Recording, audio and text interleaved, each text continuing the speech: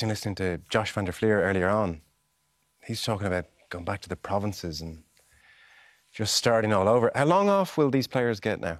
It's the job, Joe, isn't it? You know, you don't... They'll get a week off, 10 days maybe, and then they'll be back into the provinces and go again.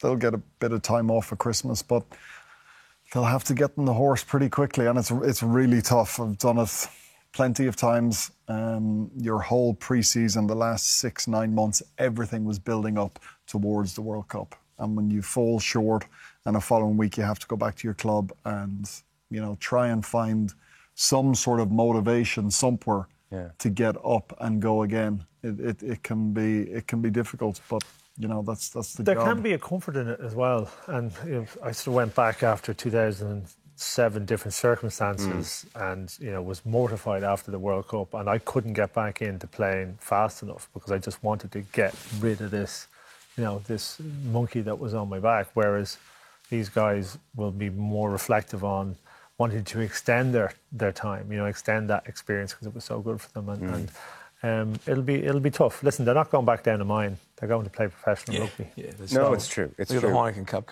Yeah. I suppose though they're not playing zombie at the end of Ospreys away on a cold Friday night. It's not quite the adrenaline buzz. It's like a retirement, Joe. Like it's what's your mission? So they've had a mission, you know, probably for a couple of years, and it's culminated, as Robbie said, over the last few months. Their mission was lifting the William Webb Ellis Trophy.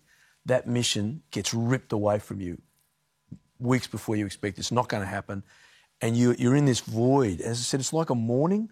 You're trying to mourn the loss of that mission until you can get your head around what's the next mission. Now, if you're a club like Leinster and Munster and the Irish clubs, you know, Heineken Cup, okay, we start focusing on the next mission. But that takes time to let one go, mourn it, and come to another one. And that's what good coaches do. Leo Cullen at Leinster with Josh, you've got to take those guys and refocus them somehow. And what the Irish coaches are fantastic at is saying, like, Shane, you can play next week, mate, because you need it. You take 2 weeks off. Take your wife. I'll see you in 2 weeks. It's not the same for everyone. And I think that's what makes the management of the Irish players so good. Because, again, remember, we're going to be sitting here before we know it at Six Nations again. And that'll come really quick. So it is hard. But right now, they're in a very dark place, a very, very dark place. Can I say how impressive Andy Farrell was, the way he's answered the questions and the way he's conducted himself there? He's in a dark place. He's heartbroken. But the great leader he is, he's putting his players first and putting a great show on because he's hurting. Do you know what I think is the hardest? And it was for me that you're with a group of players and some of these guys will be your best friends, you know, and you talk about, you know, whatever analogy you want to use, going to the trenches with them. And then there's a point in the future, and it mightn't be straight away, it might be at the next Six Nations get together. And a couple of those guys are gone forever. And then you realise things have irrevocably changed. And that is almost kind of a mourning in that when things will never be quite the same. This group will never be this group again. That's right. It's an individual group now. And that happens, you know, generally on a yearly basis. But, you know, with the World Cup, it's the culmination of 4 years of that. And, of course, there have been players that have come and gone. But generally, there's a very cohesive group that have been there a lot of time. And those bonds are deep.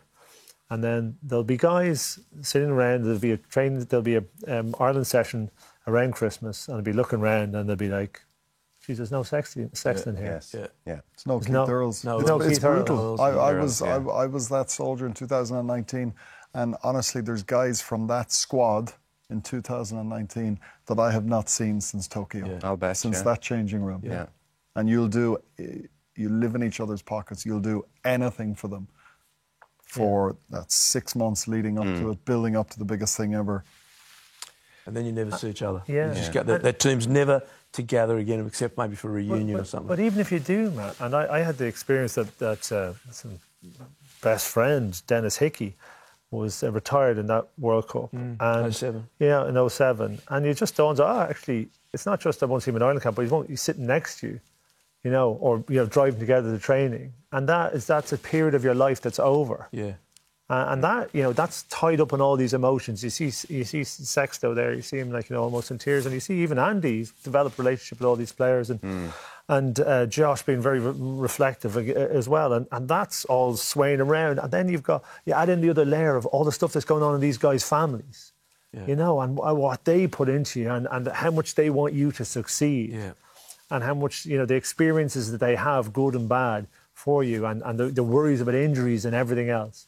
And, you know, they will all have visualised, because, you know, they have to be positive, all visualised in, you know, semi-finals and finals. So it is an incredibly emotional time, and it's difficult. It's difficult for them, and I feel for them. I'm heartbroken for them. Yeah.